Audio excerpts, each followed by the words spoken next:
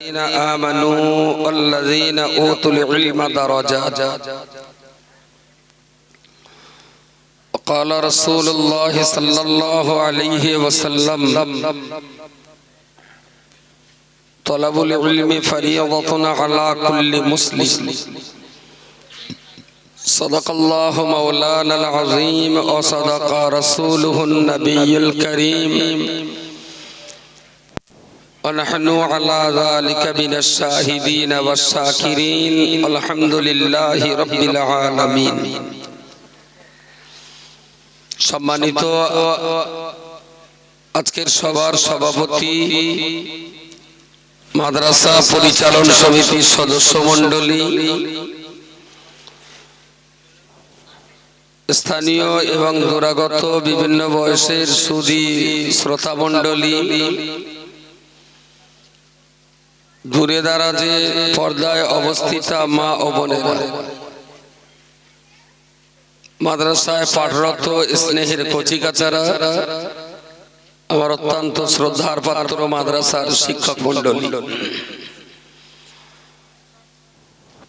প্রাকৃতিক পরিবেশ বৃষ্টি বাদলার ভিতর দিয়ে হওয়ার কারণে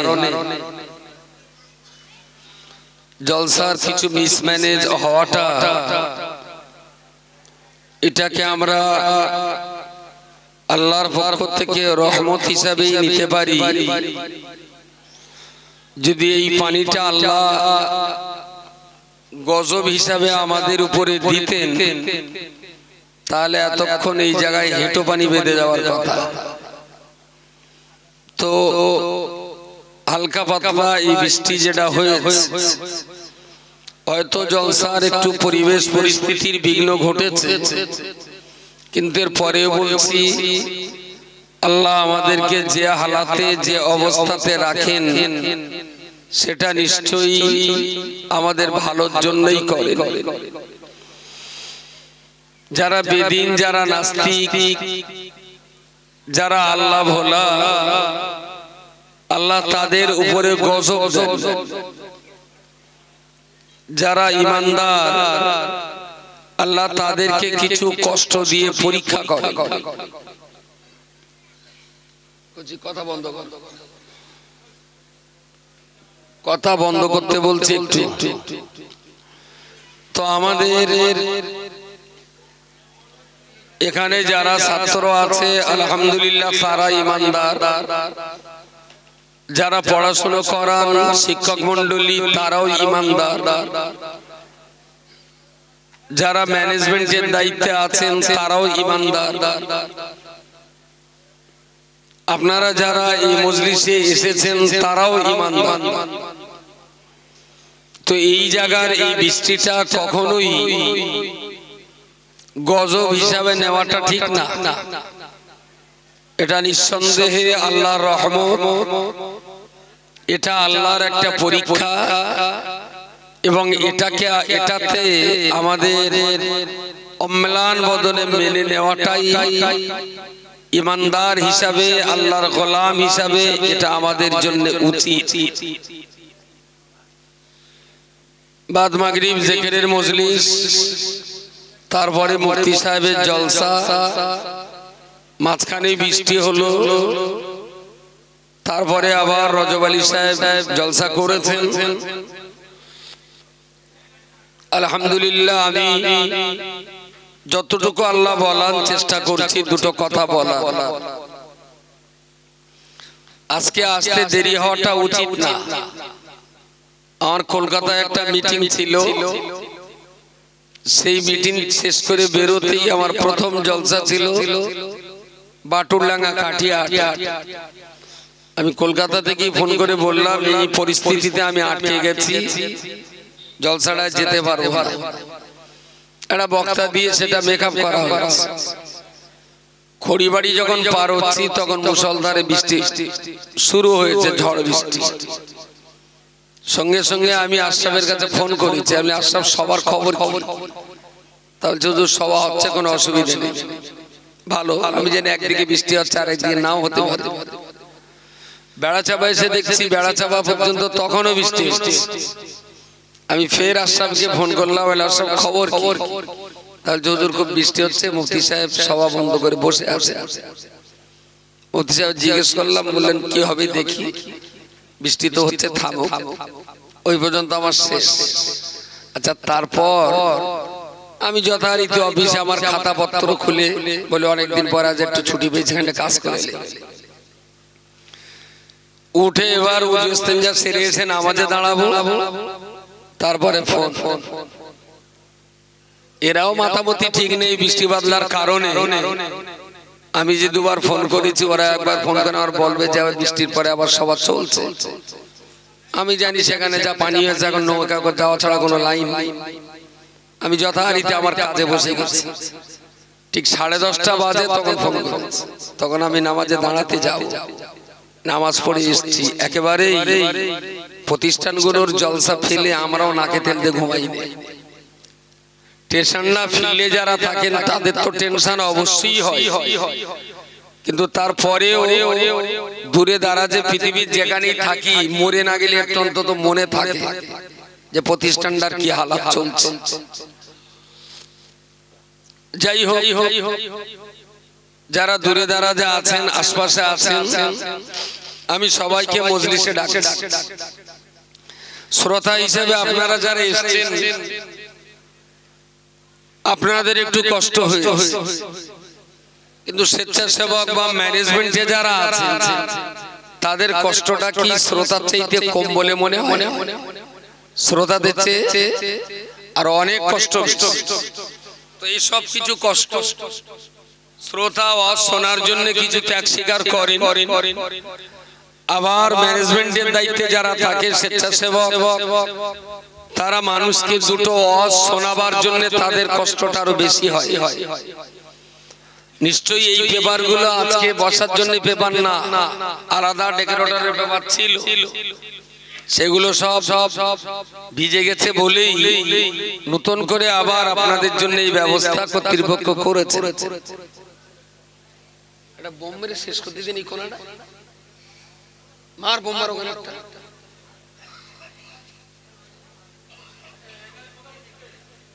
ফেরেশতার কথা আবার জিজ্ঞেস করতেছ, কথা বলতেছ কেডা?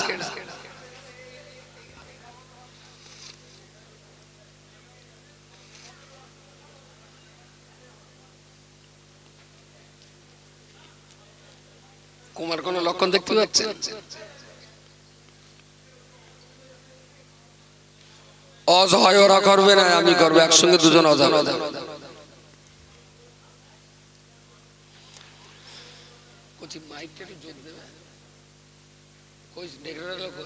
বল 10 টাকা ধরিয়ে দেবেন, একটু জোর দেবে, গলায় কষ্ট হচ্ছে খুব। ইতিপূর্বে যে সমস্ত আলাপ আলোচনা আপনারা শুনেছেন, এগুলো মাথায় রাখুন। আমি কোরআনুল কারীমের ছোট্ট একটি আয়াত পড়েছি, ইয়ারফাইল্লাহুল্লাযীনা আমানু ওয়াল্লাযীনা উতুল ইলমা দারাজাত।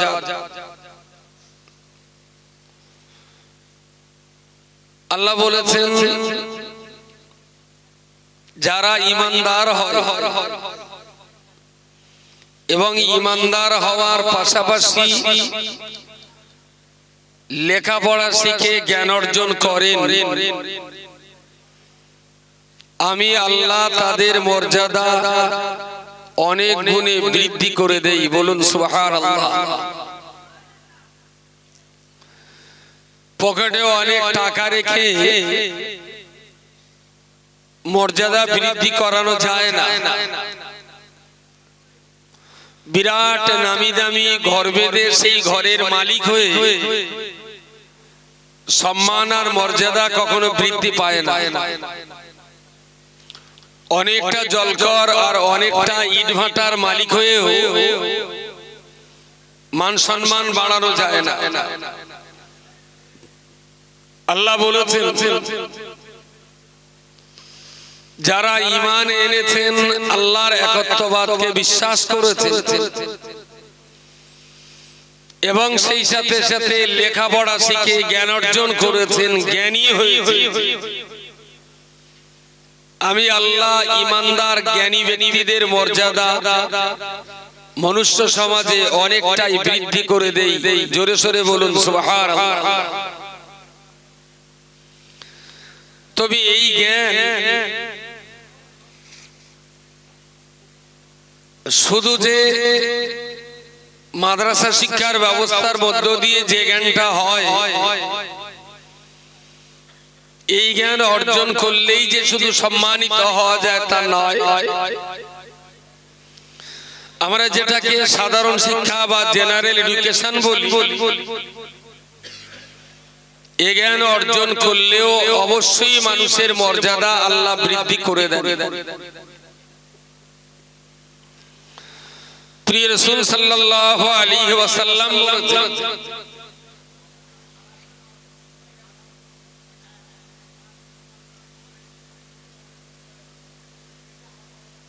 ওরকা গালে একটু হিলতলা জুতো ঢুকিয়ে দিন, ওকে গাল করায়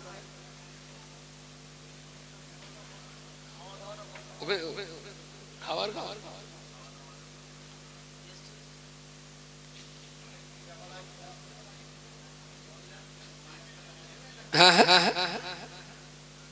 ওসব রুহ এখন ধরে আছে, রুহ এখন হাঁড়িতে। আমি বললে আবার খিস্তি হয়ে যাবে না, এখন তো থাক।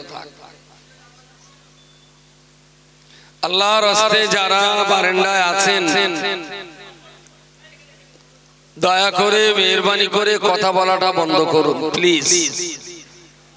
কথা বললে অসুবিধে ছিল না, কিন্তু আওয়াজ স্টেজে আসলে না মাথামতি ঘুরে যায়, ভালো লাগে। এবার যারা থামাতিকে জোর গাছে এরা বেশি বলতে।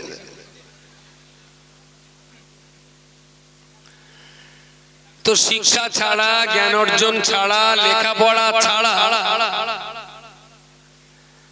সম্মান আর মর্যাদার জায়গা কখনো দখল করা যায় না। আমরা জানি পৃথিবীতে নবী আদম আলাইহিস সালাম প্রথম নবী, তবে তাকে সৃষ্টি করা হয়েছিল জান্নাতের ভিতরে। আর সেই জান্নাতের ভিতরে আদম নবী আলাইহিস সালামকে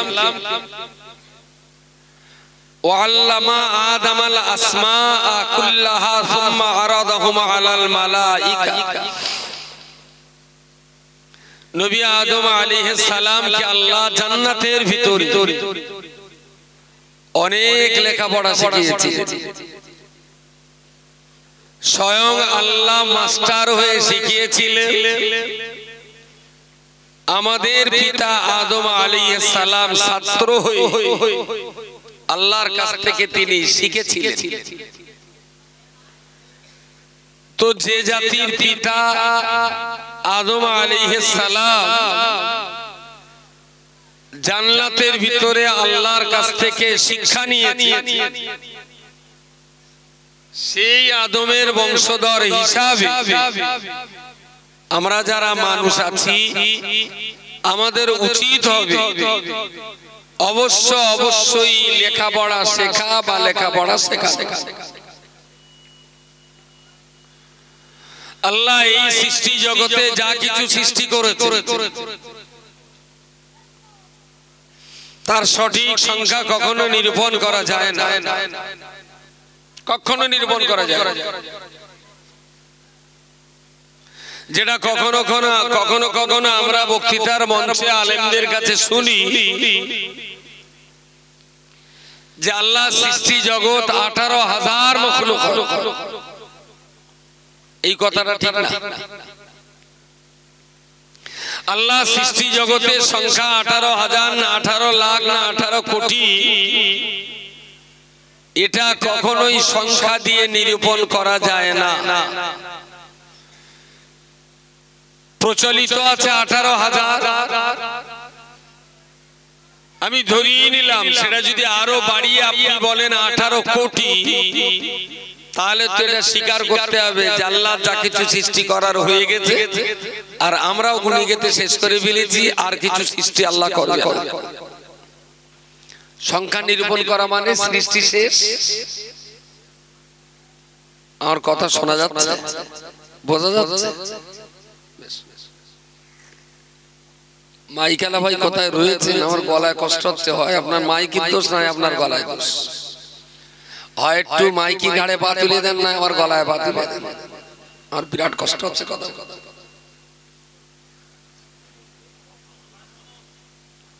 হয়েছে। তো নবী আদম আলাইহিস সালাম তিনি আল্লাহর কাছ থেকে শিখলেন, আর আমরা হলাম সেই আদমের বংশধর। পৃথিবীতে কত হাজার, কত লক্ষ, কত কোটি প্রাণী জগৎ, উদ্ভিদ জগৎ আর জড় জগৎ আল্লাহ সৃষ্টি করেছেন, যার সঠিক পরিসংখ্যান আমাদের কারো কাছে নেই। যদি এর সঠিক হিসাবটা জানা যেত, তাহলে পৃথিবীর একটা মানুষও যদি জানতেন, তাহলে সেটা নবী মুহাম্মদুর রাসূলুল্লাহ সাল্লাল্লাহু আলাইহি ওয়াসাল্লাম তিনি জানতে পারতেন। রাসূলুল্লাহর জীবদ্দশাতে তিনি আল্লাহ সৃষ্টি জগতের কোন সংখ্যা নিরূপণ করে জানেন। আমরা আমাদের চোখের সামনে একেবারে গৃহপালিত পশু, হাঁস, মুরগি, ছাগল, গরু, কুকুর, বিড়াল, গাধা, ঘোড়া, উট, জঙ্গলি প্রাণী, শেয়াল, বন বিড়াল, সাপ, বাঘ, সিংহ, অনেক কিছু আছে। আবার জলজ প্রাণী, মাছ, তিমি, ডলফিন, হাঙর, জলহস্তী, সেখানেও বহু আছে। আবার উড়ে বেড়ানো প্রাণী, চিল, শগুন, কাক, ঘুঘু, অনেক রকমের পাখি আছে। জড় পদার্থ, কাঠ, মাটি, পাথর, চাঁদ, সূর্য, এগুলো যেমন আছে। আবার উদ্ভিদ জগতের ভিতরে আম গাছ, জাম গাছ, কাঁঠাল গাছ, পেয়ারা গাছ, তাও আছে। আল্লাহর এই টোটাল সৃষ্টি জগৎটাকে তিনটে ভাগে ভাগ করা যায়। একটা ভাগকে বলা হয় জড় জগৎ, আর একটা ভাগকে বলা হয় উদ্ভিদ জগৎ, আর একটা ভাগকে বলা হয় প্রাণী জগৎ। আল্লাহ পাকের এই সৃষ্টি জগৎটাকে নিয়ে ভাবনা চিন্তা করা, এটা ঈমানদারের ঈমানি শক্তি বৃদ্ধির একটা কারণ। আপনি যত বেশি পরিমাণ আল্লাহর এই জগৎটা নিয়ে ভাববেন, তত বেশি আল্লাহর প্রতি আপনার আস্থা, ভরসা, বিশ্বাস বাড়বে না কমবে? বাড়বে। আল্লাহ সৃষ্টি জগৎ নিয়ে আল্লাহ আমাদেরকে ভাবতে বলেছেন, ফিকির করতে বলেছেন, গবেষণা করতে বলেছেন। সৃষ্টি জগতের প্রথম যে সৃষ্টি সেটা হলো জড় জগৎ। চাঁদও জড় জগৎ, সূর্য জড় জগৎ, তারাও জড় জগৎ, আসমানও জড় জগৎ, পাথরও জড় জগৎ, মাটিও জড় জগৎ। এরা নিজের শক্তিতে, এদের ভিতরে প্রাণ নেই, এরা নিজের শক্তিতে হাঁটা চলা, নড়াচড়া করতে পারে না, এদের কখনো বাড়া কমাও হয় না, এদেরকে বলা হয় জড় জগৎ। আচ্ছা, এই কাপটা জড় জগৎ না প্রাণী জগৎ? এ নড়াচড়া করতে পারে? পারে? আমি নাড়িয়ে দিলে তবে নড়ে। সূর্যর কি জান আছে? চাঁদের? তারা তো দৌড়োয় নাকি এক জায়গায় থাকে? আবার বলে আল্লাহর ইশারায়। তাহলে তো আর রস করতে হবে না, বলবেন আল্লাহ ইশারায় খাওয়া দাওয়া হবে না, হাঁড়িতে ভাত থাক, খাদিমদাররা বাড়ি যাক, আর তোমরা গাল বন্ধ থাকো, আল্লাহর ইশারা হলে খাওয়া হবে। আল্লাহর ইশারা বললি তো আর কিছু বলার থাকে? তাহলে তোর ভাবনা চিন্তা ফিকির করার তো কোনো জায়গায় থাকে না, তাই না? চাঁদের প্রাণ নেই, কিন্তু দৌড়াচ্ছে কেন? তাকে এমন ভাবে সৃষ্টি করা হলো, একটা বেলুনি গাল দিয়ে ফুদে রেখে দেন, চুপচাপ পড়ে থাকবে, আর গ্যাসের বাতাসের বেরোতে ঢুকিয়ে দেন, হু করে উপরে ওঠে গ্যাস বেলুন। তার মানে ও বেলুন কি জানতো? ফুদে ফেলে রাখলি তো এখন পড়ে থাকবে, মরা বেলুন। আর এর ভেতরে গ্যাস ঢুকিয়ে দিলে ও করে উপরে উঠবে। তার মানে কি জানতো? মনে হচ্ছে জানতো নাকি?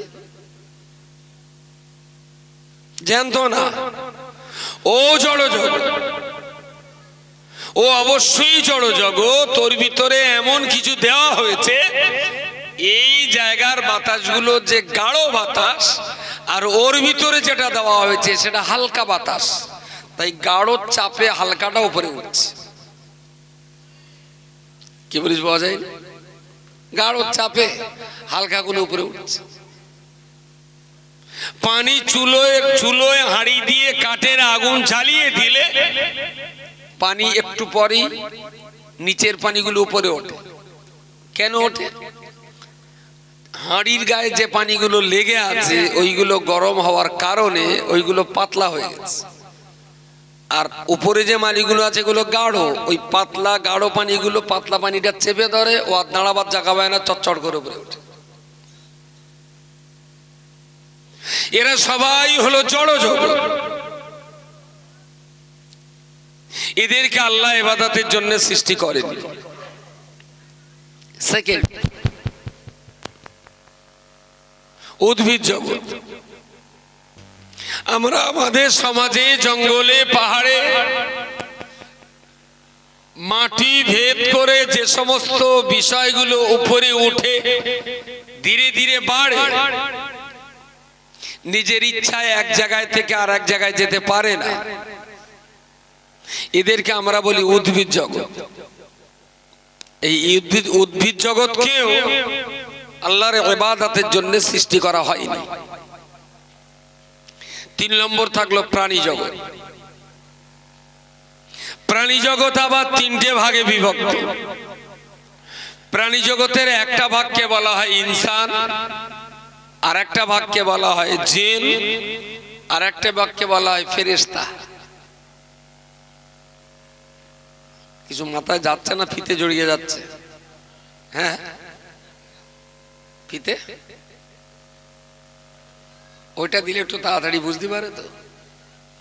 আচ্ছা, এসব বাদ দিন না, একটু বাদামের ফলা ধরবো,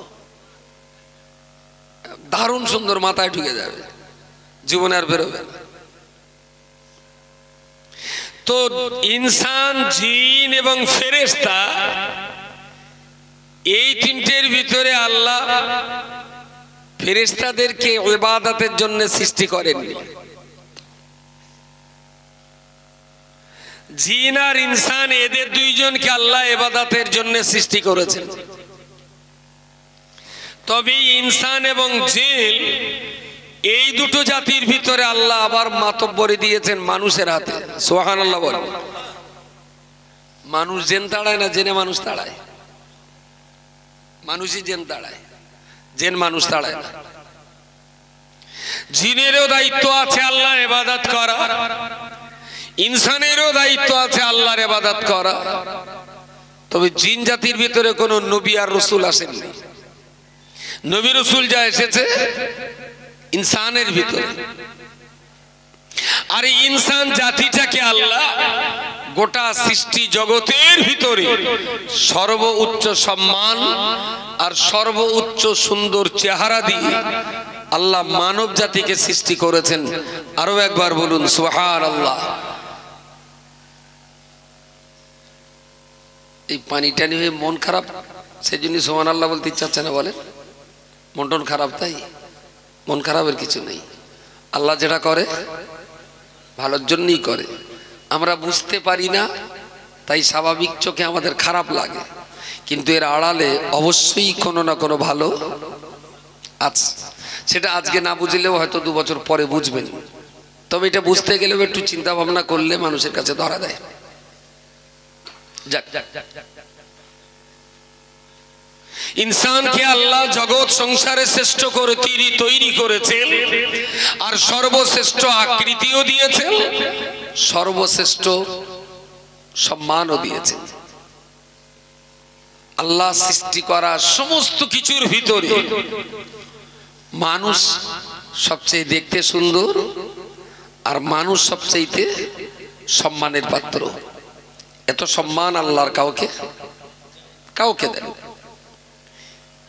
তো সম্মান দেওয়ার মালিক আল্লাহ, আর সেই সম্মানটা বজায় রেখে দেওয়ার দায়িত্বটা ফেরেশতাদের। হ্যাঁ, কাদের দায়িত্ব?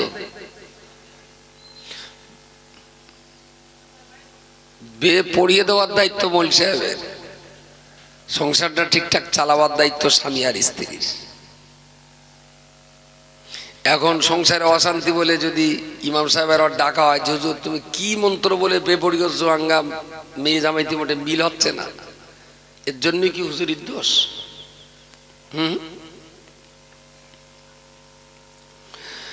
আমার আল্লাহ পাক রব্বুল আলামিন ইমানদার আল্লাহওয়ালা মুমিন মুত্তাকি মুসল্লি বান্দা দিকে লক্ষ্য করে বলেছেন, বান্দারে আমি আল্লাহ পাক যা কিছু সৃষ্টি করেছি তার ভিতরে শুধুমাত্র জিন এবং ইনসান, এই দুটোকে আমি আল্লাহ আমার ইবাদতের জন্য সৃষ্টি করেছি।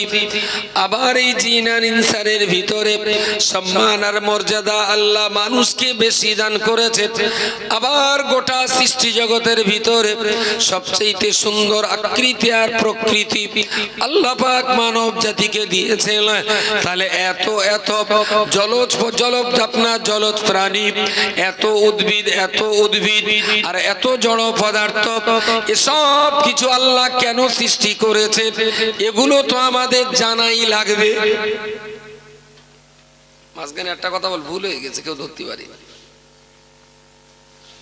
ধরতে পারেনি। কোনটা বলতে পারবেন? কি খেলা বলতে পারবেন? আচ্ছা, আমি যে বললাম প্রাণী জগৎ তিনটে, ইনসান, জিন আর ফেরেশতা, আপনারা তাই মেনে নিলেন। মাছ কি উদ্ভিদ না জড়? মাছ তা কেউ তো কিছু বলেননি তো, যা দিচ্ছি তাই খেয়ে যাচ্ছে। একটু বলেও না যে এইটা ঝাল লেগেছে বা এইটা টক বা এইটা বাদ গেছে। জীবের ভিতরে যত জীব আল্লাহ সৃষ্টি করেছেন সেই জীব জগৎ দুটো ভাগে বিভক্ত। একটাকে বলা হয় হায়ওয়ানে নাতিক, আর একটাকে বলা হয় হায়ওয়ানে গায়র নাতিক। হায়ওয়ানে নাতিক যারা, তারা নিজেদের সঙ্গে কথাবার্তা আদান প্রদান, অতীত বোঝেন, বর্তমান বোঝেন, ভবিষ্যৎ নিয়ে পরিকল্পনা করেন, এদেরকে বলা হয় হায়ওয়ানে নাতিক। আর হায়ওয়ানে গায়র নাতিক অতীত বর্তমান ভবিষ্যৎ কিছু বোঝে না, নিজেদের ভিতরে আদান প্রদান, আত্মীয় কুটুম্বিতা কিছু বোঝে না, তাদেরকে বলা হয় হায়ওয়ানে গায়র নাতিক। তারা কারা? বিড়েল, কুকুর, গরু, ছাগল, হাঙর, কুমির, বাঘ, সিংহ, এরা সব হায়ওয়ানে গায়র নাতিকের। আর হায়ওয়ানে নাতিক যারা বাক্য বিনিময় করেন, অতীত বর্তমান আর ভবিষ্যৎ বোঝেন, যারা নিজেদের মাঝখানে আলাপ আলোচনা বোঝেন, আত্মীয় কুটুম্বিতা বোঝেন, এরা আমার তিনটে ভাগে বিভক্ত, ফেরেশতা, জিন আর ইনসান। তো ফেরেশতাদের তো ইবাদত করতে হয় না, ইবাদত করতে হয় জিন আর ইনসানের। আবার এই জিন আর ইনসানের ভিতরে আবার শ্রেষ্ঠত্বের মর্যাদা আল্লাহ মানুষকে দিয়েছে। এবারে যেটা বলার, রব্বুল আলামিন আল্লাহ এই মনুষ্য জাতিকে সৃষ্টি করবার শুরুতে ফেরেশতারা বাধা প্রদান করে বলেছিল, আল্লাহ আপনি এমন একটা জাতিকে সৃষ্টি করবেন, ইফসিদু ফিয়া ওয়া ইয়াসফিকুদ দিমা, আল্লাহ যারা পৃথিবীতে ফাসাদ সৃষ্টি করবে, মারপিট করবে, দাঙ্গা ফাসাদ করবে, রক্তাক্ত করবে, দুনিয়ার এই সুন্দর শান্তির লীলাভূমিকে যারা অশান্তির পরিবেশ তৈরি করবে, আল্লাহ ওই মানুষকে আর সৃষ্টি করতে হবে না। না। আমার আল্লাহ পাক রব্বুল আলামিন ফেরেশতাদের বাধা অমান্য করে মানব জাতিকে সৃষ্টি করলেন। আর এই মানব জাতির জীবন, এই মানব জাতির দুনিয়া, এই মানব জাতির পরকাল যাতে সুন্দর হয় তারই জন্য আল্লাহ আমাদের কাছে দিয়েছেন ইসলাম। আর ইসলাম ধর্মটা আল্লাহ আমাদেরকে দিয়ে বললেন, এই পৃথিবীর মনুষ্য জাতি, আমি আল্লাহ তোমাদেরকে ইসলাম ধর্ম দিলাম, এই ধর্ম তোমরা মেনে চলবে। আমি আল্লাহ আমার আদেশগুলো মেনে চলবে। আমি আল্লাহ যা নিষেধ করে দিয়েছি আমার নিষেধ করা কাজগুলো বর্জন করবে। ও বান্দা মনে রাখো না, তবে আমাদের দুনিয়াবী জীবনে শান্তি হবে এবং মরণের পরেও আমরা শান্তিতে কাটাতে পারবো।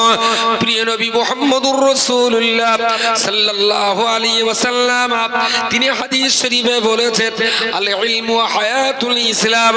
আল্লাহ আমাদেরকে ইসলাম দিয়েছেন, তবে সেই ইসলাম যদি জিন্দা রাখতে হয়, সেই ইসলাম যদি জীবন্ত রাখতে হয়, নবী বলেছেন আল ইলমু হায়াতুল ইসলাম, লেখাপড়া শেখাটাই হলো ইসলামের জীবন। সুবহানাল্লাহ। একটু সবাই মিলে বলেন দিন সুবহানাল্লাহ। মনে হচ্ছে আল্লাহর জিকিরে সেজদায় পড়ে গেছে। কুচুর কানের কাছে জোরে তাকবীর দিবি, বিরাট জোরে দিবি, নারায়ে তাকবীর। সর্বনাশ। তারপর কি গে এই ধরে সোজা করতে, মাজায় ব্যথা হবে না। আবু হিসু করে এসে সোজা হয়ে শুয়ে পড়, তা নিলে আবার জামা কাপড় কোন যাবানি।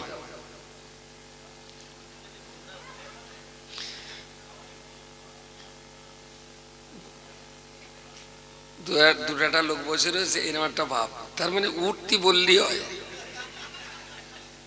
ঠ্যাং আবার উঁচু করতে হয়তো সময় লাগবে না। আমি বেশিক্ষণ জ্বালাতন করবো না, আমার একটা ডিউটি আছে, ডিউটিটা পালন করলে যাবো। আর এই আজকে সারাদিন না গুমসো গরম পড়েছে কলকাতার ভিতরে। একটা টাইমে দেখি গেঞ্জি পুরো ভিজে গেছে গাড়িতে। সন্ধ্যার পরে এই ঠান্ডায় না দেহ যেন একটু ম্যাজ ম্যাজ করতেছে। এখন সিঙ্গেল কম্বলে শুতে আবার পাখাটা ধুয়ে দিতে হবে, দিক দিক করে ঘুরবে, ওফ, আর সাংঘাতিক ঘুমাবে। মাইক আবার এরম হয়ে গেল কেন করছি কেন?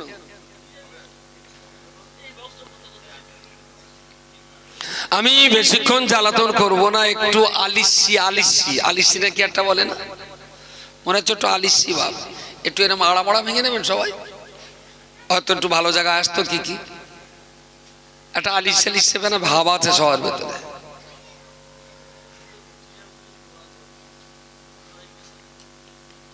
আল্লাহ পাকের বান্দা বলে রাখো না, তাহলে নবী মুহাম্মদুর রাসূলুল্লাহ সাল্লাল্লাহু আলাইহি ওয়াসাল্লাম তিনি আমাদেরকে জন্য বললেন আল ইলমু হায়াতুল ইসলাম।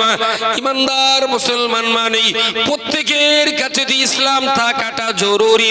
ইমানদার মুসলমানের কাছে অবশ্যই ইসলাম থাকবে, তবে ওই ইসলামটা যদি জীবন্ত রাখতে হয় তাহলে ইলমে দ্বীনের মিনিমাম জ্ঞানটা হাসিল করতেই হবে। ইলমে দ্বীনের মিনিমাম শিক্ষা আপনার নিতেই হবে। আপনার ভিতরে ইসলাম রয়েছে, আপনি যদি লেখাপড়া শিখে ইসলামটা বুঝতে পারেন তবে তো আপনার ভিতরে থাকা ইসলাম জিন্দা থাকবে। আপনার ভিতরে ইসলাম রয়েছে, অথচ যদি পড়াশোনাটা না করেন তাহলে আপনার ভিতরের ইসলাম থাকবে তবে মরা ইসলাম, মরা ইসলাম। এই দেখ পাটিস্তা একটু কেটে আবার মাছ গানতে দে, যে মাতিন বলে ইসলাম মরে গে দে দে, অনেক লোক দেখবেনি।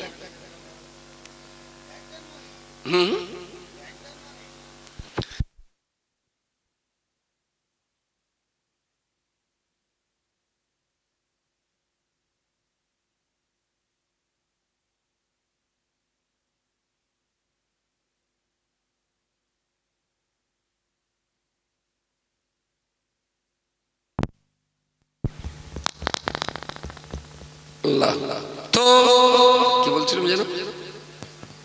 হ্যাঁ, আসলে মানুষ যখন বাইক চালায় তখন ভালোভাবেই যায়, আর বাইক যখন মানুষ চালায় তখন বেলচায় কেটে তুলতে হয়।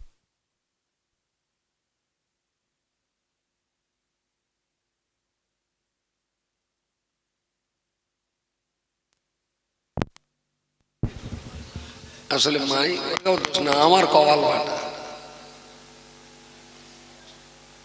আপনি যদি ইসলামটা জানা বোঝার মতো মিনিমাম জ্ঞানটা যদি আপনার ভিতরে থাকে, তাহলে ইসলাম আপনাকে চালাবে। আপনি হাত বাড়ালেন, ইসলাম বলে দেবে এটা করো না, এটা খারাপ কাজ। আপনি পা বাড়াবেন, ইসলাম বলবে হ্যাঁ পাটা বাড়াও, এটা মসজিদে যেতে হবে, জুমার নামাজ পড়তে হবে। যদি আপনার ভিতরে জ্ঞান থাকে তাহলে ইসলাম জীবন্ত থাকবে, ইসলাম আপনাকে চালাবে। আর আপনার ভিতরে যদি মিনিমাম জ্ঞানটুকু না থাকে, তখন ইসলাম আপনাকে চালাবে না, বরং আপনি ইসলামকে চালাবেন। দেখবেন চায়ের দোকানে দুমদাম ফতোয়া দেবে আর বলবে কোরআন শরীফে আছে, হাদিস শরীফে আছে এবং ফতোয়ায় আছে। ইসলাম ওদের চালায় না, ওরা তখন ইসলাম চালায়। এতে হয় কি, মানুষ থাকে অজ্ঞ, আরো বেশি অজ্ঞতার অন্ধকারে ডুবে যায়। প্রিয় শ্রোতা মণ্ডলী, তাম দুনিয়ার যত রকমের প্রাণী রয়েছে, জিন একটা প্রাণী, ইনসান একটা প্রাণী, আল্লাহ পাকের ফেরেশতা তারাও তো আল্লাহ একটা, আল্লাহ সৃষ্টি করা একটা প্রাণী। গরু, ছাগল, হাঁস, মুরগি, কুকুর, বিড়াল, বাঘ, সিংহ, হাঙর, কুমির, জলজ প্রাণী, মাছ, জলস্থিতি, মাছ, আরো অনেক কিছু তো রয়েছে। যত প্রাণী দুনিয়াতে রয়েছে, প্রত্যেকটা প্রাণীর সঙ্গে মনুষ্য জাতির একটা আলাদা চরিত্র রয়েছে। সকল প্রাণীর সঙ্গে মনুষ্য জাতির একটা পার্থক্য হলো, পৃথিবীর কোন প্রাণী তারা কেউ কখনো জামা কাপড় পরে না, কিন্তু মানুষের একটা স্বভাব রয়েছে, মানুষ স্বভাবগত ভাবে পোশাক পরিধান করে। গ্রামে দেখেছেন কুকুরের কোনোদিন আন্ডারপ্যান্ট পরতে? কুকুর শালা এত বড় বেয়ায়া, পুরো পায়জামা নাই বা পরিস, অন্তত একটা আন্ডারপ্যান্ট পর, তাও পরে না। তবে মাঝে মাঝে এরকম শীতকালে দেখা যায় কিছু চাষিবাসী ঘরের লোক গুঁড়ো গুঁড়ো ছাগলের বাচ্চার গেঞ্জি গায়ে দিয়ে দেয়, দেখে বেশ ভালো লাগে, মনে হচ্ছে স্কুলে যাবে শীতকালে। এরা কেউ পোশাক পরে না, পোশাক পরে মানুষ, অন্যেরা কেউ পোশাক পরে না, কোনো প্রাণীর পোশাক নেই। প্রিয় শ্রোতা মণ্ডলী, যত প্রাণী জগৎ পৃথিবী রয়েছে, তার সঙ্গে মানুষের আর একটা পার্থক্য হলো, প্রাণী জগতের ভিতরে আত্মীয়তা, কুটুম্বিতে, লৌকিকতা, এটা একটা ব্যাপার প্রাণী জগতের কারোর ভিতরে থাকে না। তবে এই আত্মীয়তা, কুটুম্বিতা অবশ্যই মনুষ্য জাতির ভিতরে বিদ্যমান। 3 নম্বরে একটা কথা বলা যেতে পারে, প্রাণী জগৎ মৃত্যু সম্পর্কে কিছুই জানে না। ওরা জীবন্ত বেঁচে আছে, চলাফেরা, দৌড়ঝাঁপ অনেক কিছু তারা করে বটে, কিন্তু এই জীবন যে একদিন শেষ হয়ে যাবে এ চিন্তা, এ ভাবনা প্রাণী জগতের কোন প্রাণী কখনো করে না। তবে এই চিন্তাটা জিন আর ইনসানের ভিতরে বিদ্যমান। ইনসান জাতি তারাও ভাবে আমরা মরে যাব, মা আপনার জিন জাতি তারাও জানে আমরা মরে যাব। জিন, ইনসান আর ফেরেশতা ছাড়া তামাম দুনিয়াতে যত প্রাণী থাক না কেন, এরা কেউ কিন্তু মৃত্যুর খবর জানে না। মরে যে যেতে হবে এটা কোনো প্রাণী জানে না। আমরা যা দেখি বা না দেখি, এরা কেউ জানে না যে আমাদের মরতে হবে, এরা কেউ জানে না, কিন্তু আমরা জানি। এটা আমরা জানি। কথা বলেন, সকাল গন্ত বাজার গ্যারান্টি। হ্যাঁ, বড় বড় ডাক্তার যারা, ওদেরও গ্যারান্টি আছে। বলেন, ডাক্তার, নেতা মন্ত্রীদের প্রতি একটু বোধহয় আজরাইল যাওয়ার আগে একটু বলে টলে যাবে যে আমি যাচ্ছি, রেডি হও। প্রিয় শ্রোতা মণ্ডলী, মৃত্যু আমাদের হবে এটা আমরা জানি, মৃত্যু আমাদের হবে এটা আমরা জানি, কিন্তু গরু ছাগল হাঁস মুরগি হাঙর কুমির তিমি জলস্থি কিংবা ডলফিন বা কিংবা সিংহ কাঠবিড়ালি কিংবা ইঁদুর চুকচনা এরা কিন্তু জানে না, এরা কোনোদিনের জন্য জানে না ওদের একদিন মরে যেতে হবে। মানুষ জানে তাদের মরতে হবে, ওরা জানে না ওদের মরতে হবে। মানুষ জানে পোশাক না পরলে ইজ্জত চলে যাবে, ওরা জানে না যে পোশাকের সঙ্গে ইজ্জত জড়িয়ে আছে। ও বান্দা মনে রাখতে হবে, তাহলে মনুষ্য জাতির সঙ্গে অন্যান্য প্রাণী জগতের অনেক রকমের পার্থক্য থাকতে পারে, তার সঙ্গে চরমতম একটা পার্থক্য রয়েছে। আসলে মানুষ উন্নয়নটা বোঝে, কিন্তু এই সমস্ত প্রাণী জগৎ এরা উন্নতি আর উন্নয়নের কিছুই তারা বোঝে না। কুকুরের যেদিন সৃষ্টি করা হয়েছিল সেই দিন থেকে আর আজ পর্যন্ত ও যে কাঁচা গোস্ত টোস্ত খায়, কত হাজার বছর কুকুরি জাতি যে সৃষ্টি হয়েছে। আদম নবীকে আল্লাহ জান্নাতে তৈরি করে পৃথিবীতে পাঠিয়ে দিলেন। আদম নবী পৃথিবীতে এসে দেখলেন পৃথিবীতে কুকুর আছে, শেয়াল আছে, হনুমান আছে, বাঁদর আছে, খেকশেল আছে, টুকচোনা আছে, ইঁদুর আছে, কাঠবিড়েল আছে। ওদের বয়স বলে আদমের চেয়ে বেশি। আদম নবী পৃথিবীতে এসে দেখলেন এগুলো সব আছে। কুকুর, সেই যে কুকুরের সৃষ্টির জন্মলগ্ন থেকে সেই যে কাঁচা গোস্ত ওরা খেত, কত হাজার বছর মাঝখানে কেটে গেছে। কুকুর কোনোদিন একবার ভেবেছে যে আর কতকাল কাঁচা খাবো, একটু রান্না বান্না করে খাই? কুকুর কোনোদিন মানুষ ভেবেছে? মানুষ পুড়িয়ে কেন? আদম নবী যখন প্রথম আসমান থেকে জমিনে এসেছিলেন, শাক সবজি, তারপরে ওই যে সমস্ত পশু আপনার ওই পাখিটাকি খাওয়া জায়েজ ছিল, ওদের ওই জবাই করে ছাল চামড়া ছাড়িয়ে ধুয়ে ফেলে কাঁচা গোস্তও খেতে হয়েছে আদম নবীকে, কাঁচা শাক খেতে হয়েছে, গাছের পাতা খেতে হয়েছে। নবী আদম যখন পৃথিবীতে এসেছিলেন তখন কি কোনো আগুন ছিল পৃথিবীতে? কোথায় তেল মশলা? রান্নাঘর ছিল, হাঁড়ি ছিল, হোটেল ছিল বোধহয় বলে। আদম নবী আলাইহিস সালামকে পৃথিবীতে এসে কাঁচা গোস্তও খেতে হয়েছে আর শাকসবজি এগুলো কাঁচাই খেতে হয়েছে। রান্নার সিস্টেম তখন আবিষ্কার হয়নি।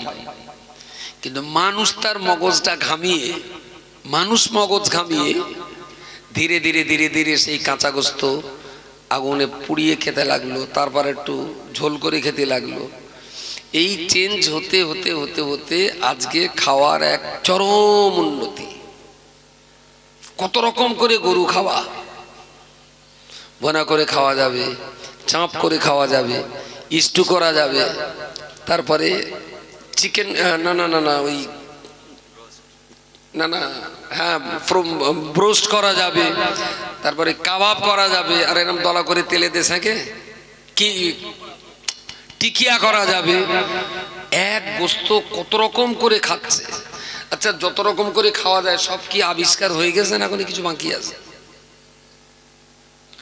এখনো যারা খাবারের এই প্রণালী তৈরি করে ওরা কিন্তু থেমে নেই, ওরা কিন্তু গবেষণায় ব্যস্ত আছে। এরপরে আবার কি করে খাওয়া যায়, আবার কি করে নতুন নতুন খাওয়া যায়। আচ্ছা, এখান থেকে 15 বছর আগে মোগলাই পরোটা ছিল,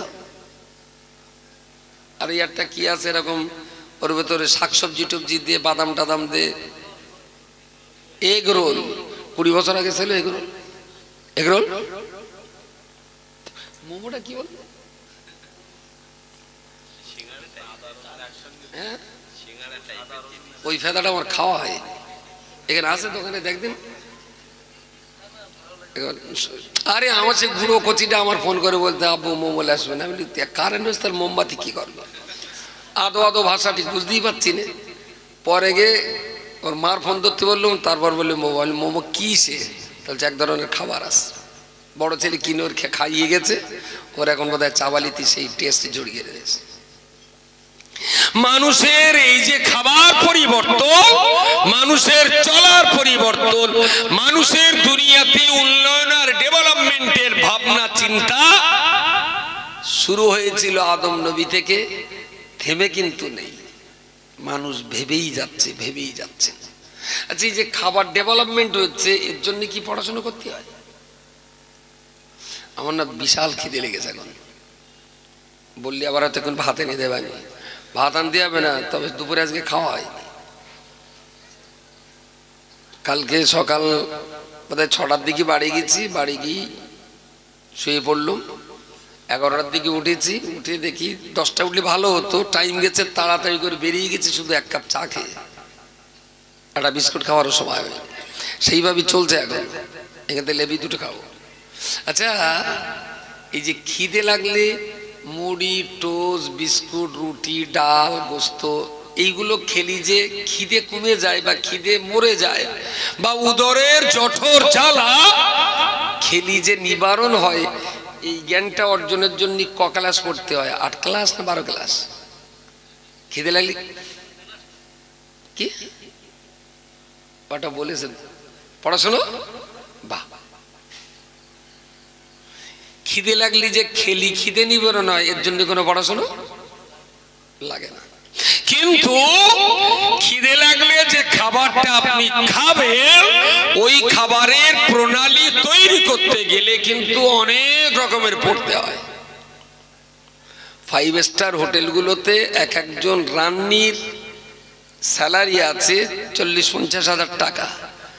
আবার রান্নার মাল মশলা যে ভাগ করে দেবে, তার মাইনে অন্তত 1.5 থেকে 2 লাখ টাকা। ওগুলো কিন্তু বিনা লেখাপড়ায় হয়নি। খিদে লাগলে খেতে হয়, এর জন্য পড়া লাগে না, কিন্তু খাবারটা তৈরি করতে গেলে পড়াশোনা লাগে। প্রিয় শ্রোতা মণ্ডলী, দুনিয়া শুরু থেকে আর আজ পর্যন্ত মানুষ তার বাহনের উন্নতি ঘটিয়েছে, মানুষ তার চলার গাড়ি ঘোড়ার উন্নয়ন ঘটিয়ে ফেলেছে, মানুষ তার বাড়ি ঘরের উন্নয়ন ঘটিয়েছে, মানুষ তার পোশাক পরিচ্ছদের উন্নয়ন ঘটিয়ে ফেলেছে, মানুষ তার খাদ্য প্রণালীর উন্নয়ন ঘটিয়ে ফেলেছে। এত কিছুর উন্নয়নের পিছনে একটাই শব্দ তো কাজ করেছে, তার নাম হলো লেখাপড়া। এই জামাটা তৈরি করার জন্য, এর জন্যও পড়াশোনা করতে হয়। মাইকটা চালাবার জন্য বাজার তৈরি করেছেন, তার জন্য পড়াশোনা করতে হয়। ও বান্দা, মনে রাখুন, যে গাড়ি আমরা চড়ে বেড়াই, ওর জন্যও পড়াশোনা করতে হয়েছে। যে নামি দামি খাবার খাই, তার জন্যও পড়াশোনা করতে হয়েছে। ও আল্লাহর বান্দা, বলে রাখুন, পৃথিবীর যত উন্নতি হোক না কেন, মানুষ দুনিয়াটাকে যত উন্নয়নের দিকে নিয়ে যাক না কেন, এই উন্নয়ন মানুষের দ্বারা সম্ভব হতো না। মানুষ উন্নয়ন ঘটাতে পেরেছে শুধুমাত্র কেবলমাত্র লেখাপড়া, জ্ঞান অর্জন আর শিক্ষার মধ্য দিয়েই মানুষ তার উন্নয়নের জায়গা তৈরি করতে পেরেছে। যদি মানুষের লেখাপড়া না থাকতো, জন্মলগ্ন থেকে কুত্তায় যেরকম কাঁচা গোস্ত খাচ্ছে আর আজও খাচ্ছে, আমাদেরও সেই কাঁচা গোস্ত আজও খেতে হতো। উন্নয়নটা ঘটেছে কিসে? লেখাপড়া দিয়ে। আর এই লেখাপড়া না জানলেও, মোটে স্কুলে না গেলেও, খিদে লাগলে খেতে হয়। এটা যেমন স্কুলে না যেও জ্ঞানটা হয়, মোটে স্কুলে না গেলেও, মোটে কোরআন না পড়লেও এই জ্ঞানটা সবার হয় যে জন্ম যখন নিয়েছি মরে যেতে হবে। খুব ভাবছিলাম কোরআনের ওই আয়াতটা, কুল্লু নাফসিন যায়িকাতুল মাউত, প্রত্যেক আত্মাকে মৃত্যুর স্বাদ চাখানো হবে, গ্রহণ করতে হবে। এখন এই সবাইকে যে মরে যেতে হবে, এই কথাটা যদি কোরআনে না থাকতো, সাপোজ যদি এই আয়াতটা আল্লাহ না দিতেন, তাহলে কি মানুষ মৃত্যুর কথা বিশ্বাস করতো না? এরকম মনে হয়। আচ্ছা, হিন্দুরা কি কোরআন মানে? হিন্দু ভাইরা তা সকালে উঠে এক কাকার জিজ্ঞেস করেন, কাকা বয়স কত? তাহলে কাকা 86। তাহলে যাক, ভালো হয়েছে, তা এখনো আর কতদিন পৃথিবীতে থাকার চিন্তা ভাবনা আছে? কাকা, আরে 2-4 বছরের ভিতরে শ্মশানে যেতে হবে। বল কাকা কেন? তাহলে আমি মরে যাব। আচ্ছা হিন্দুরাও মরে যেতে হবে, হিন্দুরাও বিশ্বাস করে? হ্যাঁ, কুল্লু নাফসিন যায়িকাতুল মাউত, এটা কোরআনে থাকার কারণে যদি হিন্দুরা বিশ্বাস করে, নামাজ তো কোরআনে আছে, হিন্দুরা পড়ে না কেন? বলেন বলেন, কোরআনে তো আছে মুহাম্মাদুর রাসূলুল্লাহ, এটা হিন্দু ভাইরা মানে না কেন? আসলে মরণকে বিশ্বাস করার জন্য কোরআন লাগে না। খুব কঠিন ব্যাপার মনে হচ্ছে নাকি? আসলে যে লোকটা 40 বছর বয়স হয়েছে, যার 40 বছর বয়স হয়েছে, খুব কমও যদি হয় 40-10কে 400 লোকের মরণ দেখেছে। বছরে 12 মাসে অন্তত গোটা 10 করে তো মরণের সংবাদ। খালা, ফুম্মা, বেটিমা, গ্রামের লোক, ইমাম, হুজুর, গান করা লোক, মরণ দেখিনি আমরা, শুনি না? আসলে এত পরিমাণ মরণ প্রতিনিয়ত আমাদের চোখের সামনে ঘটেই চলেছে। ওই দেখে দেখে দেখে দেখে মানুষ কোরআন বিশ্বাস করুক আর নাইবা করুক, মরণটাকে বিশ্বাস করে ফেলেছে, চোখে দেখা বিশ্বাস। সুতরাং কোরআনে যদি ওই আয়াতটা নাও থাকতো, মরণ যে হবে এটা বিশ্বাস করতে আমাদের কোনো কষ্ট।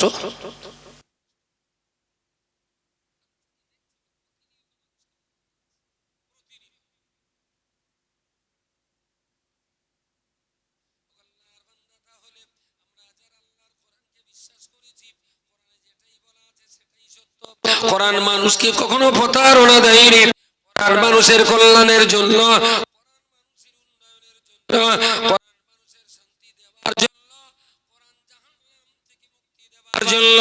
সেই কোরআনে আল্লাহ বলেছেন কুল্লু নাফসিন যায়িকাতুল মাউত আইনামা তুওয়াফাউনা উজুরাকুম ফামান যুহজিয়া আনিন নারি। ও বান্দা, এই মৃত্যুর মধ্য দিয়ে যারা জাহান্নামের আগুনে ডুবে যাবে, তাদের কষ্ট, মুসিবত, শাস্তির কোনো শেষ থাকবে না। ও আল্লাহর বান্দা, বলতে চাইছি মরে যে আমাদের যেতেই হবে। আমরা চোখে দেখে দেখে মৃত্যুকে বিশ্বাস করেছি, কোরআনের ভিতরে আল্লাহ বলেছেন সে বিশ্বাস তো আমাদের ভিতরে অবশ্যই বিদ্যমান। এরপরেও কি বলতে পারি আগামীকাল সকালবেলা আমি বাঁচবো, তার কি গ্যারান্টি? 2025 সালে বাঁচবো, এই গ্যারান্টি কেউ দিতে পারবে না। 90 বছর 80 বছর বাঁচবো, এই গ্যারান্টি কেউ দিতে পারবে না। মরে আমাদের যেতেই হবে। তাহলে রাসূলুল্লাহ বলেছেন আর দুনিয়া মাজরাতুল আখিরা, দুনিয়া হলো পরকালের জন্য ক্ষেত্র স্বরূপ। এখান থেকে কিছু ফসল তৈরি করে নিয়ে তবে তোমরা দুনিয়া ছেড়ে পরপারে তোমরা পাড়ি দেবে। আমি বলতে চাইছি মরণ কাউকে ছাড়বে না। মৃত্যুর হাত থেকে যদি বাঁচতে হয়, বাদশা সেকেন্দার জুলকারনাইন বেঁচে যেত। বিরাট রাজসী ক্ষমতা থাকার কারণে যদি মরণকে এড়িয়ে যাওয়া যেত, তাহলে ফেরাউন, নমরুদ, সাদ্দাত, কারুন ওদের মধ্যে হতো না। আল্লাহ পাকের ইশকে আর মুহাব্বতের কারণে যদি বহুকাল পৃথিবীতে বেঁচে থাকা যেত, তাহলে তো নবীকে কবরে যেতে হতো না। রাসূলুল্লাহ মদিনার মাটির উপরে আছেন না কবরে আছেন? বলেন। তাহলে আল্লাহকে রাসূল যত ভালোবেসেছিলেন, এত ভালোবাসা আর কেউ তো বাঁচতে পারেনি, কিন্তু তাও তো তাকে কবরে যেতে হয়েছে। শত্রু, মিত্র, আত্মীয়, প্রিয় যেই হোক না কেন, মৃত্যু কিন্তু কাউকে ছাড়বে না, কারো ছাড়বে না। আর নবী বললেন যতক্ষণ তোমরা, বা কোরআন শরীফে আল্লাহ বলেছেন ওয়ালা তামুতুন্না ইল্লা ওয়া আনতুম মুসলিমুন, তোমরা যতক্ষণ পাক্কা মুসলমান হতে না পারো ততক্ষণ তোমরা মরে যেও না। পাকা মুসলমান না হয়ে মরো না, তাহলে তো হিন্দু লোকরা মরবে না। তো খ্রিস্টানরা ওরা তো মুসলমান হয়নি, ওরা মরছে। তাহলে আয়াতের উদ্দেশ্যটা কি? না মৃত্যু আসার আগেই তুই পাক্কা ঈমানদার আর মুসলমান হয়ে যাও। সুবহানাল্লাহ বলেন, জোরে বলেন সুবহানাল্লাহ। কোরআন শরীফে সূরা ফাতিহার পৃষ্ঠাটা উল্টালেই বান্দারের পৃষ্ঠায় আপনি দেখতে পাবেন আল্লাযীনা ইউমিনুনা বিল গায়বি ওয়া ইউকিমুনাস সালাতা ওয়া মিম্মা রাযাকনাহুম ইউনফিকুন। আল্লাহ পাক রব্বুল আলামিন বলেছেন ঈমানদার তো তাদের বলা হবে, আল্লাযীনা মুত্তাকি ঈমানদার তাদেরকে বলা হবে, আল্লাযীনা ইউমিনুনা বিল গায়বি যারা অদৃশ্যকে বিশ্বাস করে ফেলেন, ওয়া ইউকিমুনাস সালাতা যারা আল্লাহ পাকের জমিনের উপরে আল্লাহর ইবাদতের জন্য নামাজ কায়েম করেন। 3 নম্বরে আল্লাহ বলেছেন ওয়া মিম্মা রাযাকনাহুম ইউনফিকুন। ও বান্দা মনে রাখুন, আল্লাহ পাক আপনার জীবন পরিচালনার জন্য, আপনার সংসার পরিচালনা করার জন্য আমার আল্লাহ যে রিজিক দান করেছেন, যে রিজিক আল্লাহ আমাদিগকে দিয়েছেন, আল্লাহ বলেছেন ওয়া মিম্মা রাযাকনাহুম ইউনফিকুন। আমার প্রদত্ত রিজিক থেকে আমার বান্দা যারা আল্লাহর দ্বীনের জন্য ব্যয় করবে ওরাই তো প্রকৃত অর্থে মুত্তাকি আর মুমিন। জোরে বলুন সুবহানাল্লাহ। আলোচনা শেষ। ওয়া মিম্মা রাযাকনাহুম ইউনফিকুন। لن تنالوا البر حتى تنفقوا مما تحبون।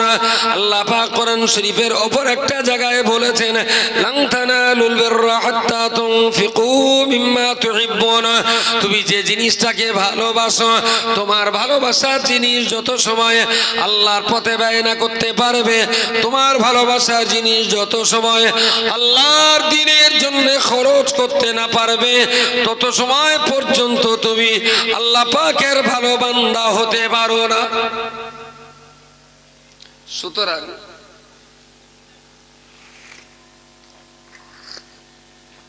দান সাদকা আর হাদিয়া মান্নত যাকাত ফিতরা কুরবানির অর্থ এগুলো আমরা নিয়ে মাদ্রাসায় ব্যয় করি, মাদ্রাসাতে ব্যয় করি। যদি আপনি এই পয়সা নাও দেন, আমি বলছি মাদ্রাসা চলবে, মাদ্রাসা চলবে। কারো না কারো দ্বারায়, কারো না কারো উসিলায় আল্লাহ মাদ্রাসার আর্থিক ঘাটতি পূরণ করে দেবেন। কিন্তু দানের যে বিষয়টা হাদিস কোরআনে আছে, বিশ্বাস করুন, আপনি মাদ্রাসায় টাকা দিয়ে বাচ্চাদের শিক্ষকদের বিল্ডিং এর যে পরিষেবা দিচ্ছেন, এতে মাদ্রাসা, ইসলাম, বাচ্চারা, শিক্ষকরা যত না উপকৃত হচ্ছেন, দানকারী ব্যক্তি কিন্তু তার চাইতে বেশি উপকার ভোগ করেন। এখনো বলছি,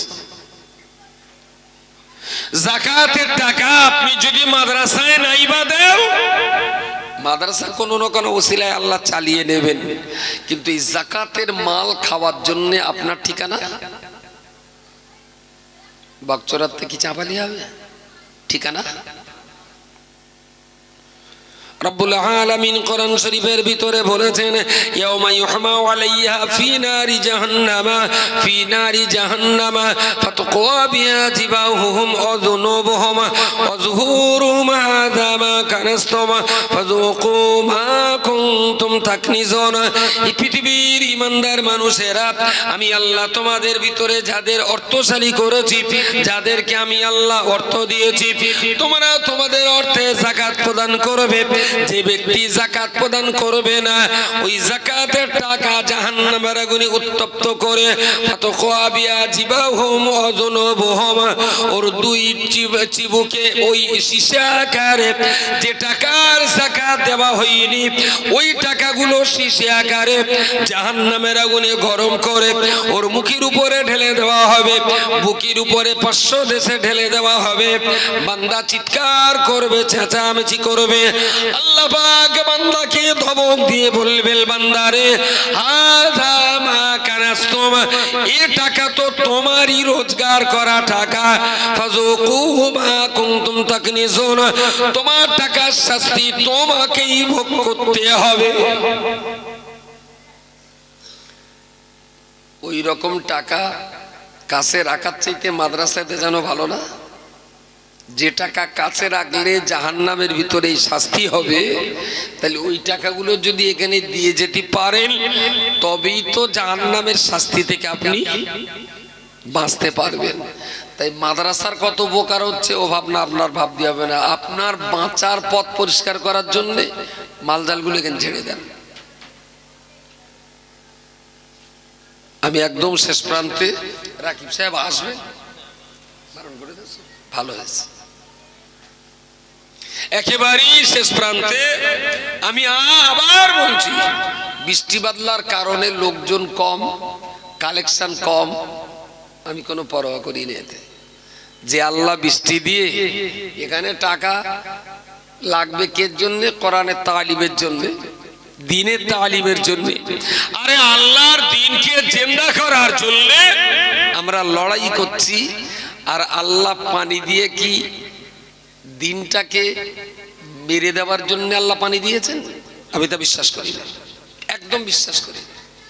মাদ্রাসা গত বছরে যা চলেছে সামনে বছরে তার চেয়ে ভালো চলবে ইনশাআল্লাহ। এটা বারবার দেখা গেছে। বাংলায় একটা কথা বলে, হরকতে, হরকত বোঝেন? হরকত মানে কি? যে জবর, যে জবর পেশকে হরকত বলা হয়। তার মানে একবার ওঠো, একবার লাভো, আবার ওঠো, আবার লাভো, পেশ উপরে, জের নিচে, জবর উপরে।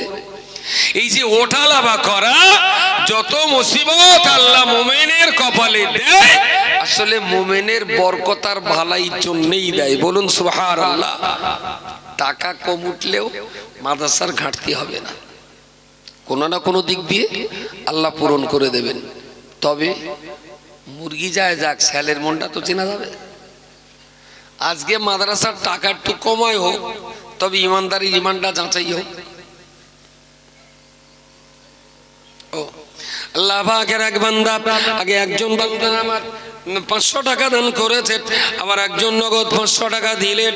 আল্লাহ তাদের দানকে কবুল করুন, উদ্দেশ্য আপনি সফল করুন, ইহ পরকালে আপনি ভালাই নসিব করুন। আল্লাহ পাকের বান্দা যিনি যেমন ভাবে দিয়েছেন, আগেও দিয়েছেন, আগের বছরগুলো দিয়েছেন, এই প্রতিষ্ঠানের জন্মলগ্ন থেকে পর্যন্ত যাদের জমি, যাদের অর্থ, যাদের ছোট আর যাদের দৌড়দৌড়ি, রব্বুল আলামিন তাদের সবাইকে কবুল করুন। আল্লাহ যারা কবরে চলে গেছেন কঠিন আযাব থেকে নাজাত দান করুন। হায়াতে জিন্দা যারা বেঁচে রয়েছেন রহমত আর বরকত দিয়ে দাতা বান্দাদের জীবনটাকে আপনি সুন্দর করে দিন। জোরে বলুন আল্লাহুম্মা আমিন। নারে তাকবীর। এখনো যা লোক আছে আমার মনে হচ্ছে 1000 কোটি টাকা দিলেও 1000 কোটি টাকা হবে। আর ইসলামের স্বভাবের তাবারুক বলি আর মাদ্রাসার বাচ্চাদের হোস্টেল খরচা বলি, যদি মানুষ যা এখনো আছেন, এখনো আমার বিশ্বাস আছে 20 বস্তা চাল উঠবে, বস্তা 8-10 আলু উঠবে এখনো পর্যন্ত। যারা দান করা লোক না, এও বলে একটা নেশা। হিরোইন খালি যেরকম নেশা হয়, চুল্লুখোর, চুল্লু না পেলি যেরকম গা হাত পা কামড়ায়, কিছু দানকারী লোক আছে কেউ টাকা চাইলে না তারও গা হাত পা কামড়ায়, এটাও একটা নেশা। হিরোইন খোর যদি হিরোইন না পেলে ওর গা হাত পা কামড়ায়, নামাজি লোক যদি নামাজ পড়তে না পারে তারও অস্বস্তি হয়।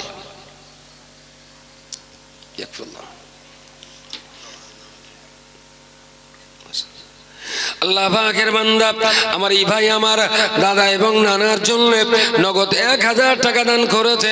আল্লাহ দাদু এবং নানু দুইজন কবরস্থ হয়েছেন। নওজওয়ান যুবক ভাইয়ের দানকে কবুল করে নিয়ে ওর দাদু এবং নানুর কবরে সওয়াব আপনি পৌঁছে দিন, কঠিন কবরে আপনি শান্তি বর্ষণ করুন। আল্লাহ পাক রব্বুল আলামিন ময়দানে মাশারের কঠিন সময় আল্লাহ মিজানের পাল্লা ভারী করে রাসূলুল্লাহ রাতের কাউসারের পানি নসিব করিয়ে আল্লাহ তার দাদু এবং নানুকে জান্নাতুল ফেরদাউসের মেহমান আর বাসিন্দা হিসেবে আপনি কবুল করুন। নারে তাকবীর। আলহামদুলিল্লাহ। একজন আল্লাহর বান্দা 1000 টাকা নগদে দিয়েছেন। দ্বিতীয় জন একজন বলুন, নগদ যদি নাও দিতে পারেন পরে দেবেন, কারোর যদি মনে হয় এক বস্তা চাল দেবেন দেন, কেউ যদি মনে করে এক বস্তা আলু দেবো আলহামদুলিল্লাহ, যদি মনে হয় মাদ্রাসার বাচ্চাদের জন্য আমি একদিন গোস্ত খেতে দেবো। একসাথে বোধহয় কেজি 15 গোস্ত লাগে নাকি, কতটা লাগে কেজি? কেজি 15 লাগে মাদ্রাসার কচি। তো এদের জন্য যিনি যেভাবে পারুন আল্লাহর রাস্তে শেষবারের মতো একটু হাত বাড়ান। ওয়াদা সাকিলা বিবি, চাঁপালি, ডাক্তারপাড়া, মৃত স্বামী কাসেম আলী মোল্লার রুহের মাগফিরাতের জন্য দোয়া আছে। মাশাআল্লাহ সুবহানাল্লাহ। 30 বস্তা সিমেন্ট দেবেন। নারায়ে তাকবীর, সুবহানাল্লাহ বিহামদি, সুবহানাল্লাহিল আযীম। ইয়াকফিরুল্লাহ। আসসালামু আলাইকুম। এই এখন মাল কালেকশন হচ্ছে, মাল ছাড়া কোনো গল্প হবে না। ও 1000 দেবে, আলহামদুলিল্লাহ। আর দোয়া করেন যেন যে লোকগুলো রয়েছে এরা যে ঘুমিয়ে পড়ে। হ্যাঁ লাইস ভাই 1000 টাকা দেবে। আল্লাহ পাকের বান্দা জনাব আবুল আলাইস সরদার আলহামদুলিল্লাহ নেরুলি বাড়ি, উনি ফোন করে বলে দিলেন দ্বিতীয় নম্বরে 1000 টাকা তিনি দেবেন। আল্লাহ তার দানকে কবুল করুন, হায়াত কিসমতকে দারাজ করুন। খাস করে আল্লাহ তার একটা বেটা চোখের ডাক্তারি পড়াশোনা করছে, মাহবুদরে বাচ্চাটার শরীর স্বাস্থ্য ভালো রাখুন, ভালো পড়াশোনা করে আমাদের জাতির জন্য একটা গর্ব করবার মতো ভালো ডাক্তার হওয়ার তৌফিক নসিব করুন রব্বুল আলামিন। ইলমে আমালে গোটা পরিবারের সবাইকে আপনি তারাক্কি নসিব করুন। নারায়ে তাকবীর। আল্লাহ পাকের বান্দি জনাব আপনারা সাকিলা বিবি গ্রাম চাপালি ডাক্তার পাড়া, তার স্বামী ইন্তেকাল করেছে।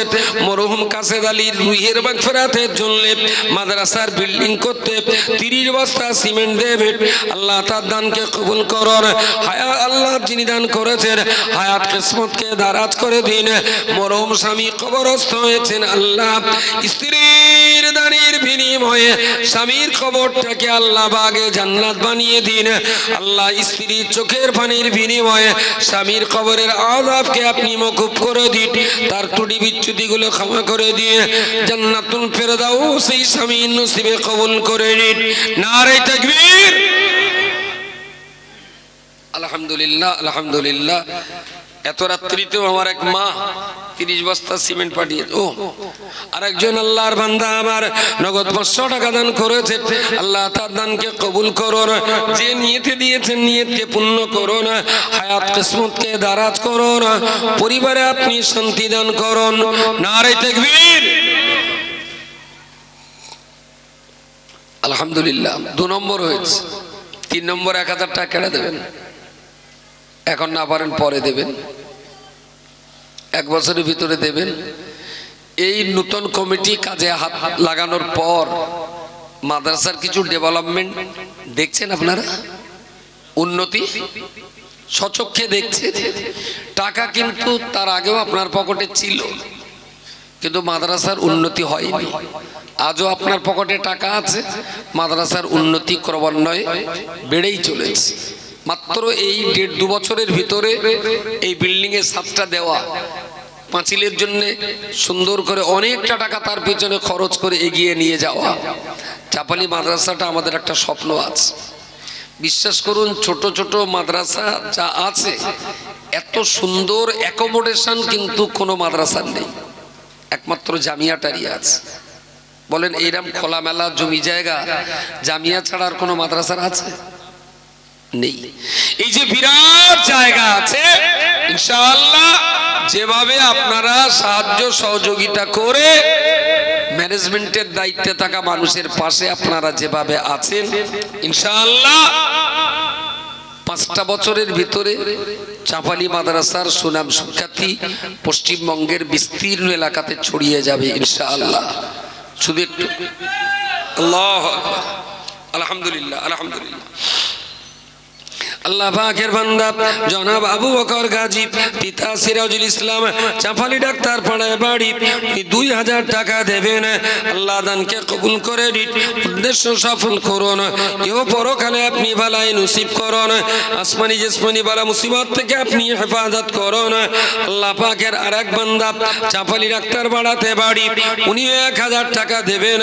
আল্লাহ পাকের আরেক বান্দা, আল্লাহ পাকের বান্দা হুসাইন মন্ডল, বাপের পিতার নাম নাজিম উদ্দিন মন্ডল, মায়ের জন্য দোয়া আছে, চাপালি নিবাসী ভদ্রলোক 500 টাকা দান করবেন। আল্লাহ দানকে কবুল করে নিন, যিনি যে নিয়তে দান করেছে সকলের উদ্দেশ্য সফল করুন।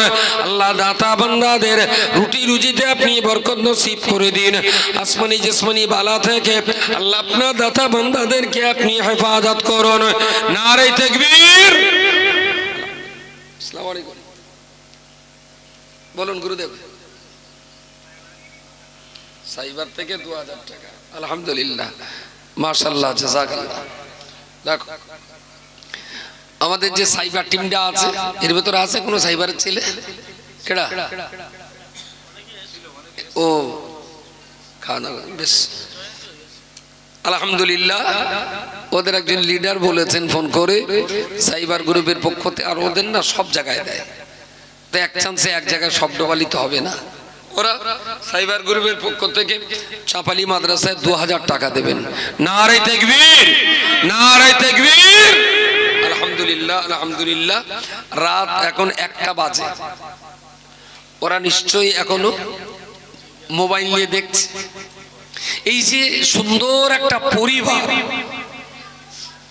একটা জমাট, এবার একটা জমাটবদ্ধ ভাবে সাংগঠনিক ভাবে কাজ করলে এইটাই হলো তার প্লাস পয়েন্ট।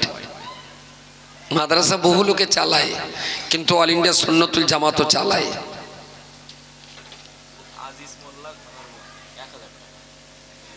ও কি করো তুমি? হ্যাঁ, কিছু করো না? তাহলে ভাতটা তো খাও না। কিচ্ছু করি না। কি নাম? আব্দুল আজিজ মন্ডল, যুবক ছেলে, মোল্লা আব্দুল আজিজ মোল্লা, যুবক ছেলে, ঘোনার বনে বাড়ি, আলহামদুলিল্লাহ। 1000 টাকা দেবে, দোয়া করেন। এই নওজওয়ান যুবক বাচ্চাগুলোর পয়সা কম নিয়ে পেয়েছি। তুই কি করে?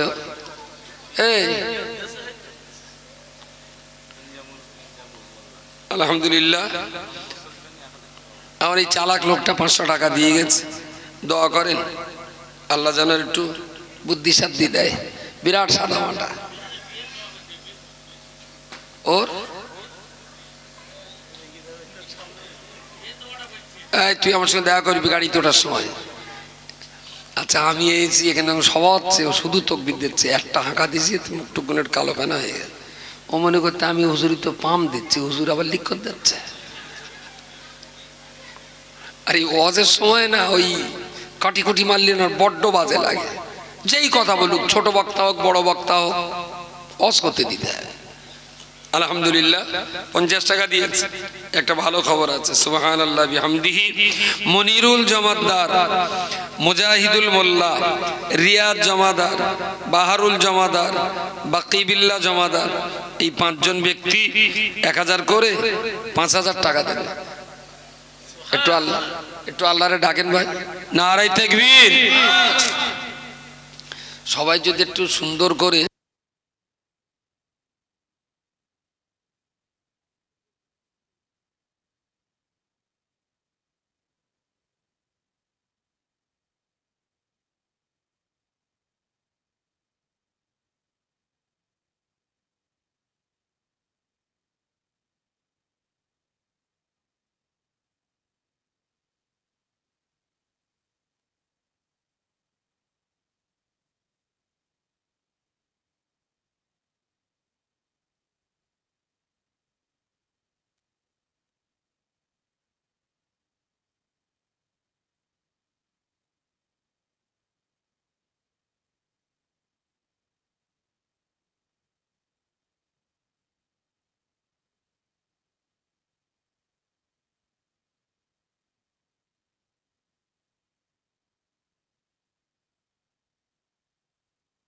চিশতিয়া মাদ্রাসাতুল বানাতের কমিটির অন্যতম একজন সদস্য জনাব মোজাম্মেল হক, তিনি 1000 টাকা দেবেন। আল্লাহ তার দানকে কবুল করুন, হায়াত কিসমতকে আল্লাহ দারাজ করুন। নূরপুর বাড়ি ইনজামুল হক, আগামী বছরের জন্য তিনি 1000 টাকা দেবেন। আল্লাহ তাদের দানকে কবুল করুন। মনিরুল জমাদ্দার, মুজাহিদুল, রিয়াদ জমাদ্দার, বাহনুল জমাদ্দার, বাকিবিল্লাহ জমাদ্দার, রব্বুল আলামিন নওজওয়ান যুবক ছেলেরা এরা 5 জন মিলে 5000 টাকা দেবেন। আল্লাহ তাদের দানকে কবুল করুন, হায়াত কিসমতকে আল্লাহ দারাজ করুন, আয় রোজগারে আপনি বরকত নসিব করুন।